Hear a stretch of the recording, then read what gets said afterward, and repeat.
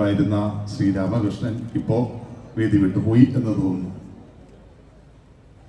ഞങ്ങൾ പ്രായമുള്ള ആളുകൾ പോലും വന്ന് കാതോർത്ത് നിൽക്കുന്ന പ്രസംഗങ്ങളിൽ ഒന്ന് ശ്രീ എം സ്വരാജിന്റെ പ്രസംഗമായിരുന്നു. നിലപാടുകൾ വളരെ വ്യക്തമായി അവതരിപ്പിക്കുക, മായം ചേർക്കാതെ വ്യക്തമായ നിലപാടുകൾ തന്റെ രാഷ്ട്രീയ വിശ്വാസത്തിൽ അടിയുറച്ചതുകൊണ്ട് അവതരിപ്പിക്കുവാൻ നിയമസഭയ്ക്കകത്തും പുറത്തും തന്റെ ഇടത്തോടി പറയുവാനുള്ള പ്രത്യേകമായ സിദ്ധിയുടെ ഉടമയാണ് ശ്രീ എം സ്വരാജ് എന്ന് ഞാൻ പറയേണ്ടതില്ല, നിങ്ങൾക്ക് എല്ലാവർക്കും. നീതിയുക്തമായ ഒരു ലോകക്രമത്തിനു വേണ്ടി, സമത്വത്തിൽ അധിഷ്ഠിതമായ ഒരു സാമ്പത്തിക വ്യവസ്ഥയ്ക്ക് വേണ്ടി, യുദ്ധത്തിനെതിരെ, എല്ലാ മനുഷ്യരെയും തുല്യരായി കാണുന്ന, എല്ലാ മനുഷ്യരെയും സ്നേഹിക്കുന്ന മനുഷ്യ മഹത്വബോധത്തിന്റെ ഒരു ഉജ്ജ്വല വാഗ്മിയായി അദ്ദേഹം അവതരിക്കുന്നത് നമുക്ക് എല്ലാവർക്കും അനുഭവമുണ്ട്. അതുകൊണ്ടുകൂടി ഈ തെരഞ്ഞെടുപ്പിൽ സ്വരാജിന്റെ, അതുകൊണ്ട് മാത്രമല്ല, അതുകൊണ്ട് കൂടി ഈ തെരഞ്ഞെടുപ്പിൽ ഈ വിജയം നമുക്ക് ഉറപ്പിച്ചെടുക്കേണ്ടതായിട്ടുണ്ട്. ഈ ഭാഗത്ത് നിന്ന് കുറച്ചു ദിവസമായി കേൾക്കുന്ന ഒരു പദമാണ്, എനിക്കേറെ പരിചയമില്ലാത്തൊരു പദം. ഞാനപ്പോ നെറ്റിലൊന്ന് തപ്പി നോക്കിയതാണ്. ഒരു മുൻ ജനപ്രതിനിധി ഉപയോഗിക്കുന്ന ഒരു വാക്ക് പിണറായിസം. ഞാൻ കമ്മ്യൂണിസം എന്ന് കേട്ടിട്ടുണ്ട്, സോഷ്യലിസം എന്ന് കേട്ടിട്ടുണ്ട്, മാർക്സിസം എന്ന് കേട്ടിട്ടുണ്ട്, ക്യാപിറ്റലിസവും കേട്ടിട്ടുണ്ട്. അപ്പൊ എന്താണ് ഈ പിണറായിസം എന്ന് ഞാൻ നെറ്റിൽ, നമ്മുടെ നിർമ്മിത ബുദ്ധി ഉണ്ടല്ലോ, അവൻ പരിധി നോക്കി. അപ്പൊ പറഞ്ഞു, അങ്ങനെ വ്യാപകമായി ഉപയോഗിക്കുന്ന ഒരു പേരല്ല. എന്നാൽ ഇപ്പൊ ചില കേന്ദ്രങ്ങൾ ഉപയോഗിച്ച് തുടങ്ങിയിട്ടുണ്ട്. അതിന്റെ അർത്ഥം, ഒന്നാമത്തെ ഘടകം, ശ്രീ പിണറായി വിജയൻ കേരളത്തിന്റെ മുഖ്യമന്ത്രിയാണ് എന്നുള്ളത് കൊണ്ട് രൂപപ്പെട്ടു വന്നിരിക്കുന്ന ഒരു വാക്കാണ്. ഒന്ന്, ഇടതുപക്ഷ ചായ്വുള്ള നിലപാടുകൾ, നയങ്ങൾ. രണ്ട്, കമ്മ്യൂണിസ്റ്റ് പ്രത്യയശാസ്ത്രം. കേരള മോഡൽ ഓഫ് ഡെവലപ്മെന്റ്, വികസനത്തിന്റെ കേരള മാതൃക പലതുണ്ട് ഇങ്ങോട്ട്. ഇൻഫ്രാസ്ട്രക്ചർ ഡെവലപ്മെന്റ് അടക്കം, നമ്മുടെ പശ്ചാത്തല സൗകര്യങ്ങളുടെ വികസനം അടക്കം, കിഫ്ബി അടക്കം, ആദ്യമടക്കം എല്ലാ കാര്യങ്ങളും ചേർത്ത് വേണമെങ്കിൽ പിണറായിസം എന്ന് പറയാം എന്ന് പറയുമ്പോൾ എത്ര പോസിറ്റീവായുള്ള ഒരു വാക്കാണ് അത്. ഈ നാട്ടിലെ ജനങ്ങൾ, ഈ നാട്ടിൽ മറ്റൊരു വാക്കാണ് യഥാർത്ഥത്തിൽ നമ്മൾ ഉപയോഗിക്കുന്ന വാക്ക്. ബഹുമാന്യായ ഗോവിന്ദൻ മാഷ് ഇവിടെ പ്രഖ്യാപിച്ചു നവകേരള നിർമ്മിതി. അതിന് ചില ദോഷൈക ദൃക്കൾ കളിയാക്കാൻ വേണ്ടി ഉദ്ദേശിക്കുന്ന വാക്കായിരിക്കാം, പക്ഷേ അത് നവകേരള നിർമ്മിതിയാണ് എന്ന നിർമ്മിത ബുദ്ധിയുടെ നിഘണ്ടുവിൽ പോലും വന്നെത്തിയിരിക്കുകയാണ്.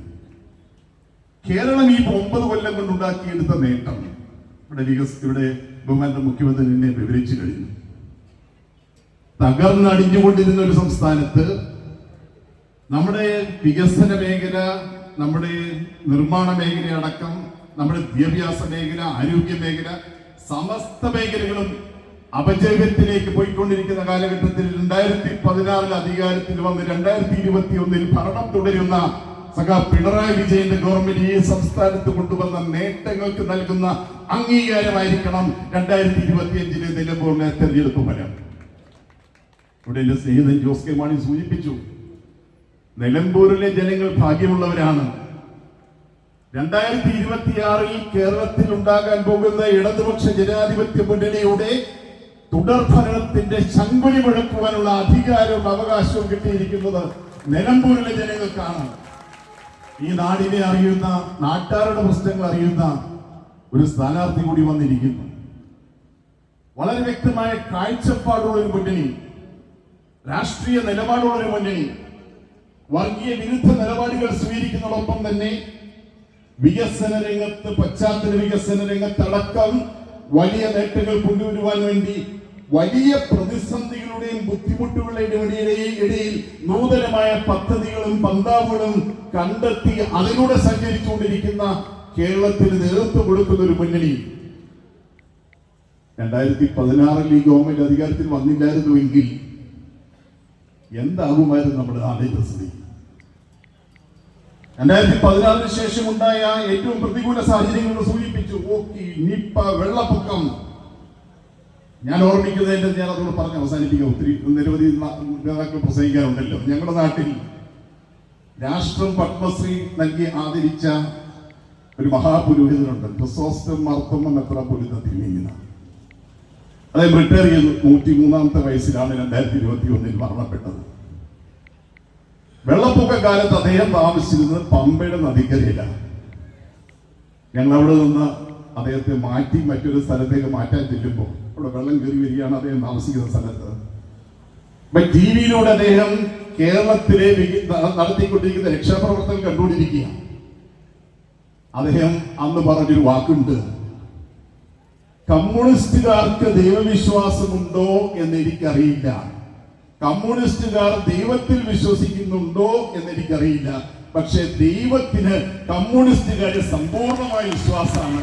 അതുകൊണ്ടാണ് പിണറായി വിജയനെ ഈ ആപൽഘട്ടത്തിൽ കേരളത്തിന് മുഖ്യമന്ത്രിയാക്കി വെച്ചിരിക്കുന്നത്. പറഞ്ഞത് ബിനോയ് വിശ്വത്തിന്റെ ഒക്കെ സുഹൃത്തായിരുന്നു കാര്യം ചെയ്ത തിരുവേദി.